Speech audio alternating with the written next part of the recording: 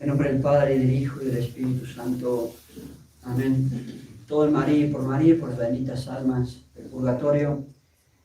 Queridos hijos, esta oportunidad queríamos seguir siguiendo lo que habíamos anunciado en esas pequeñas prédicas que hacemos o intentamos hacer, en realidad no siempre, pero intentamos hacer cada día siguiendo el catecismo católico. Habíamos hace poco explicado temas que tienen que ver con el séptimo mandamiento, de no robar, todo lo que se relaciona, y allí, en el mismo catecismo, entre otras cosas, se hacía alusión a la usura, el pecado de la usura, y que tiene que ver con eso de tener deudas y que se vuelven esclavos. Algunos de ustedes, y nos hace sufrir su situación por una sana conmiseración, no se dan cuenta y se vuelven esclavos. El católico solamente gasta lo que tiene, eso es lo sano, es básico, es puro sentido común. No me puedo volver un esclavo, y en eso de volverse un esclavo de las deudas, miren si no cabe decir algo sobre la usura, porque se piden préstamos y préstamos usurados. No iba a hablar tanto de los préstamos, pero por una circunstancia X me di cuenta que tengo que volver a decir eso. Y dicho sea de paso, con paréntesis, acá en Colombia el interés legal es 6% al año.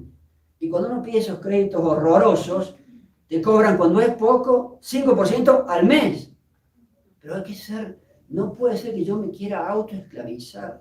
Si me tengo que morir de hambre, me muero de hambre, pero no pido créditos, no pido préstamos. No puede ser que yo me vuelva un esclavo. Ya vamos a decir más. Quería insistir porque me doy cuenta que nuestros fieles necesitan que un sacerdote increíble les insista que no se esclavicen. El que no tiene, no gasta, punto. Hago pan y agua, un mes, 2 meses, un año, pero no me vuelvo un esclavo. Y miren si no tendrá que ver esto de la usura, y como estaba en el catecismo, y un tema que merece desarrollarse un poquito más, no podíamos tomarlo en esas tan cortitas prédicas de entre semana. Por eso queríamos hacerlo con algo más de profundidad en un domingo. En primer lugar, para que entiendan estas cosas en el sano punto de vista católico, de la teología católica, se estudia totalmente en teología este tema. En primer lugar, hay que explicar qué es el contrato, el mutuo o préstamo. La palabra antigua, católica, desde el derecho romano, se dice así, es el contrato de mutuo, más comúnmente conocido hoy en día como el préstamo, hacer un préstamo. Es más amplio que esto de la usura, pero después vamos a hablar de la usura. Y para entrar en tema, en eso de aclararles puntos, hay que entender lo que son cosas fungibles. La pura ley de la Iglesia, ahora, eso es tan antiguo como el derecho romano, y pasa a todo el occidente, que lo formó la Iglesia Católica, la cristiandad católica. El occidente es un fruto de la Iglesia Católica hoy decadente, pero lo bueno que tuvimos es el fruto de la Iglesia, y hay que entender en estas cosas lo que son las cosas fungibles. Desde los romanos se habla de eso. Una cosa fungible es aquella que con el primer uso se consume sea en forma física o moral. Con el primer uso que se hace de esa cosa se consume. Por ejemplo, los alimentos, por ejemplo, el trigo, etc. Y casualmente las cosas fungibles son objeto del contrato de mutuo o préstamo. Y ahí entra el dinero, voy adelantando. El dinero es una cosa fungible. Se consume con el primer uso. Lo gasté y lo gasté. Se acabó. Pero vamos a hablar primero en general, porque en realidad es una particularidad, eso de la usura, es una particularidad viciosa de algo que existía desde antes, que es el contrato de mutuo o préstamo. Entonces es un contrato por el cual se entrega a otro una cosa fungible. Empecemos con lo más genérico: trigo, alimentos, etc. Se gastan con el uso. Se entrega eso con la obligación de devolver a quien prestó en el plazo pactado otro tanto, de la misma especie y calidad. Presté 10 kilos de trigo, me devuelven 10 kilos de trigo. O sea que los ejemplos dados de las cosas fungibles por el contrato de mutuo, no nos estamos refiriendo a la venta. No es que yo le venda, también se puede vender, pero no es que yo le venda ese alimento, no. Yo se lo presto, y la obligación es que me devuelva lo mismo que yo le presté.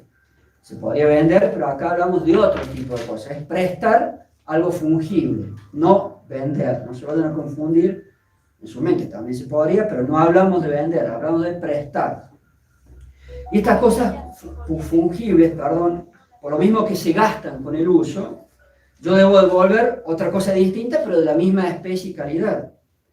Supongamos que yo tengo un orfanato y en otra institución parecida, un hogar de ancianos, pido 30 kilos de alimento X y me los prestan porque tengo que salir de un apuro. Pues bien, yo después tengo que devolverle el mismo alimento X en la misma cantidad, 30 kilogramos. Ese es el ejemplo más clásico de un contrato de mutuo o de préstamo de algo. Y estos principios, decíamos recién y repetimos, son tan antiguos como nuestra cultura occidental. Esto es antiquísimo lo que yo les estoy diciendo. Viene de la época del derecho romano, fueron totalmente cogidos por la Iglesia Católica porque son correctos estos principios, se implementaron y se utilizaron en toda la cristiandad y hasta el día de hoy. Hasta el día de hoy en las leyes de nuestros países existe el contrato de mutuo y es en los términos que les estoy diciendo, pero tiene otras características más. Entonces, para darles más características a este contrato de mutuo o préstamo, algo que ya les va a ser muy llamativo en la mente económica, entre comillas, del hombre moderno. ¿A qué me refiero? El contrato de un préstamo de algo fungible que se cambia por algo equivalente, cuando uno presta ese tipo de cosas en estos contratos, no se puede exigir ganancia. Yo lo presto gratuitamente. Entonces, en la mente de un hombre moderno eso no cabe. El contrato de mutuo es algo gratuito. Le presté 30 kilos de alimentos para que salga del problema y me devuelve 30 kilos de alimentos. Punto.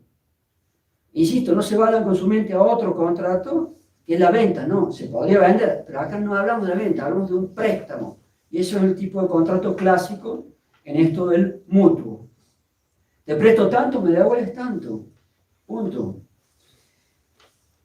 Y en eso de ser gratuito, veremos más adelante si pueden llegar a existir otros motivos o títulos o causas, se dicen las leyes, para exigir algo, pero tiene que ser fuera de lo que es estrictamente haber prestado algo. Un título externo se dice, ya me van a entender más adelante. Por otro lado, la caridad exige que uno ayude al prójimo, es lo más normal del mundo, prestar algo, te lo devuelvan. Ayudar al prójimo pide la caridad y por eso el contrato mutuo tiene de suyo el ser gratuito, salvo que yo no lo pueda prestar sin una gran incomodidad contra mí. No puedo darte porque necesito yo comer en este momento. No es lo mismo, pero se relaciona en los fundamentos de la limosna. Los fundamentos de hacer este tipo de cosas son similares, aunque no lo mismo, al tema de la limosna. Vale decir, el que recibió prestado, el prestatario que recibió eso, tiene que devolver lo mismo, un equivalente de la misma especie, número y calidad. Con los alimentos de nuestra mente, prestarse alimentos y otras cosas más que se podrían consumir con el uso, pero se presenta con claridad en nuestros espíritus. Bien, ¿qué pasa con la plata? ¿Qué pasa con el dinero? ¿Qué pasa con el préstamo de dinero? Por empezar, entonces hay que saber, o repetimos, que el dinero es una cosa fungible. Vale decir, recordando la definición anterior, el dinero es una cosa que se consume con el primer uso. Lo gasté y se gastó, se fue. Es una cosa fungible. Entra en la misma categoría de cosas como los ejemplos dados hace unos momentos. Por lo cual, al ser una cosa fungible, entra de lleno en el contrato de mutuo o préstamo, pero en los términos que hemos explicado. Si se presta una cosa fungible, no se puede exigir lucro o ganancia por razón del puro contrato, por la razón del puro préstamo.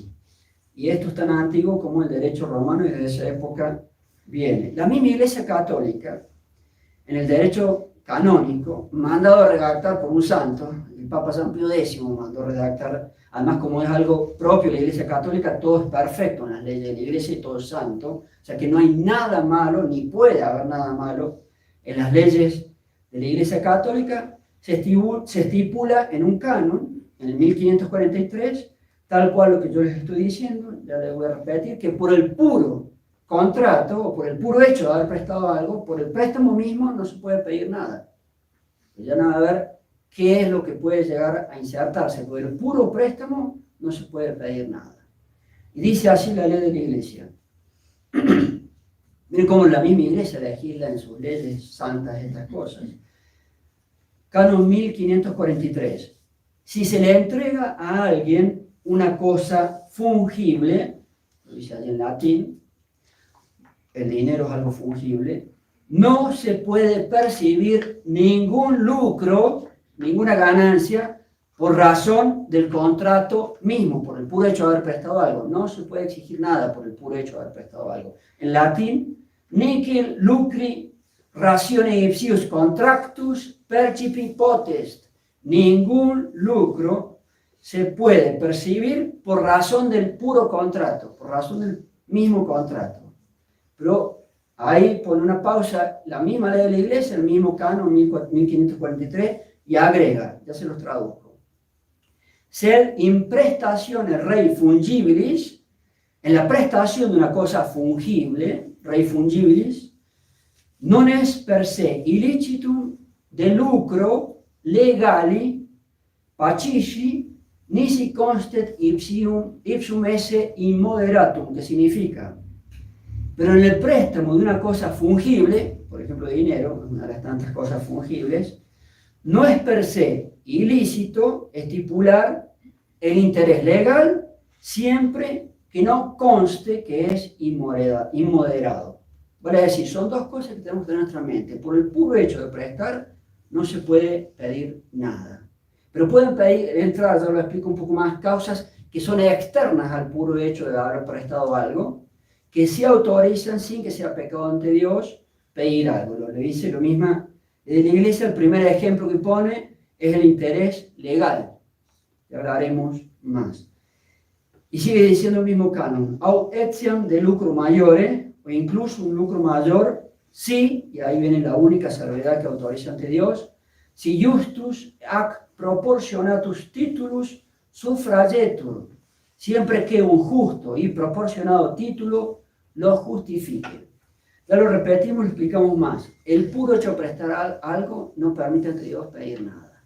Pero puede haber algo externo al puro hecho de haber prestado algo que se autoriza ante Dios. Yo voy a decir cuáles son las cosas externas al puro hecho de prestar, que no son el puro hecho de prestar, los ejemplos que se suelen dar en teología que pueden autorizar a que algo uno pida. Entonces, en cuanto al dinero y contra, fíjense cómo han sido las cosas, los préstamos a interés, desde antiguo existía y existe el dicho en latín que dice pecunia non parit pecuniam, que significa el dinero no pare, del verbo parir, el dinero no pare dinero, el dinero no da luz dinero, por el puro dinero, por el puro hecho de prestar no se puede pedir nada. Pecunia non parit pecuniam. Y la iglesia tenía prohibido antiguamente todo préstamo o mutuo de dinero con interés. Se consideraba que todo préstamo de interés era pecado de lujuria. Pero entonces la iglesia cambió, porque ahora en el Código de Derecho Canónico autoriza por un justo título, que desde adelante tiene que ser externo, ahí está el secreto. ¿La iglesia cambió? No, la iglesia por supuesto que no cambió. Entonces, ¿qué es lo que ha pasado? Ese es el status questionis. ¿Qué es lo que ha pasado? Para responder esa pregunta, ese status questionis, hagamos algunas aclaraciones para ilustrar. Hay que distinguir, lo decíamos y lo repetíamos, el puro hecho o el puro contrato de prestar algo y los títulos o causas, se dice en el derecho, externas a ese hecho puro de prestar, extrínsecas o exteriores al contrato o puro hecho de prestar. Viendo que existan, o si es que existen causas, motivos o títulos externos al puro hecho de prestar, si existen esos motivos, causas o títulos, se puede llegar a ameritar cierto cobro de interés, pero por cosas externas al puro hecho de haber prestado algo.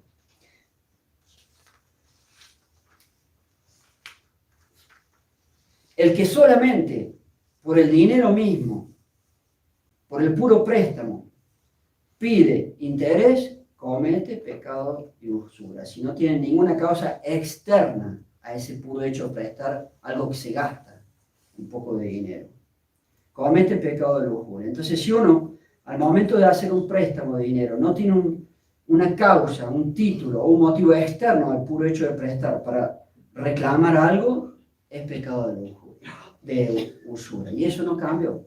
Y ahí se aplica de lleno pecunia, non parit, pecuniam. El dinero no pare, no parir, no pare dinero. El dinero de suyo es algo improductivo, solamente ayuda a los cambios, a facilitar los cambios en las transacciones. Pero si alguien tiene algún motivo o título, se dice en la ley, o causa externa a ello, ahí sí puede, la pura ley de la Iglesia lo dice, percibir los intereses legales o incluso, si hay un verdadero motivo, título o causa, los libremente convenidos, siempre y cuando estén dentro de los justos límites, vale decir que no sean inmoderados. Y si uno pide en forma inmoderada, si uno se pasa de los justos límites, también es pecado de lujuria y tiene que devolver, de usura, perdón, de usura y tiene que devolver lo que pidió de más. Entonces, ya que la pura ley de nuestra Santa Iglesia Católica habla de los intereses legales, ¿qué son los intereses legales? El interés legal es un tipo de indemnización por daños y perjuicios establecida en forma oficial por el gobierno y pensada para indemnizar los incumplimientos de las obligaciones, de las deudas, de los préstamos o de las obligaciones en general. Algo pensado por el gobierno para indemnizar el incumplimiento y el daño que se produce por los incumplimientos de las obligaciones pactadas. Entonces, para responder lo que habíamos preguntado antes, ¿la Iglesia cambió entonces con respecto al préstamo de interés? No cambió. Pedir por el puro dinero algo sigue siendo usura, pero pedir por algo que es externo al dinero, un daño que yo puedo recibir, etcétera, ya les daré más ejemplos, eso sí autoriza ante Dios a pedir algún tipo de retribución. ¿Cuáles son entonces los motivos, títulos o causas externos al puro hecho de prestar al contrato de mutuo que pueden justificar ante Dios pedir un cierto interés? Los ejemplos más comunes son los siguientes. Un primer motivo externo al puro hecho de prestar que puede autorizar el pedir algo es el daño emergente, que se dice en las leyes, el daño que surge por haber hecho ese préstamo. Se entiende el perjuicio que sufre el que presta, por el dinero que le da a otro. Y será lícito ante Dios pedir algo si hay una causa real de un daño, por lo menos con la prudencia calculada en su aproximación, que realmente puede ocurrir, y de ahí sí se puede pedir algo. Por ejemplo, tengo un cierto dinero para arreglar mi casa y me lo piden prestado.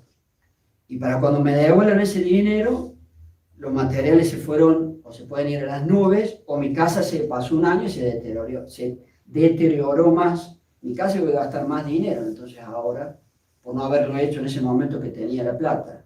Ahí tienen un motivo real de un daño emergente. Se calculan evidentemente en un margen de la prudencia, pero tienen que ser cosas reales. Otro título externo, el lucro cesante, que se dice en las mismas leyes, o la ganancia que se deja de percibir. ¿Qué es esto?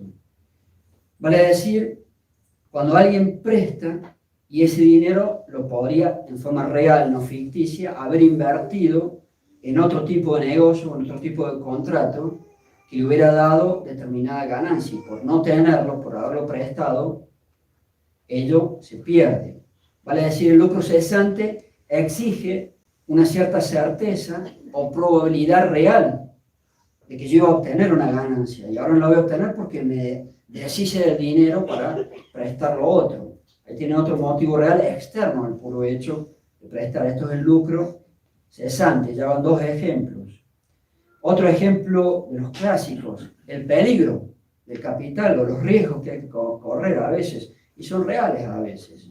Vale decir, yo voy a prestar un dinero y hay un riesgo real y según la prudencia de no poder recuperar ese dinero o de recuperarlo con mucha dificultad, porque el negocio que va a emprender la persona a la cual yo le presté es muy arriesgado. Entonces el riesgo puede ser un motivo real y no ficticio y es algo externo al contrato en sí de préstamo. Y se puede pedir entonces algún dinero por los riesgos que uno asume correr, alguna retribución. Pero si ese préstamo está asegurado en su devolución con las garantías suficientes o con prendas suficientes, entonces ya no es lícito pedir, al menos por este concepto, mayor dinero. Si ya está asegurado el préstamo de otra manera, no se puede pedir por un supuesto riesgo agregar una cláusula por eso. Un cuarto ejemplo, la cláusula penal, la pena pactada. Vale decir que entre las partes, de común acuerdo, pactan una penalidad para el caso de que no se cumpla.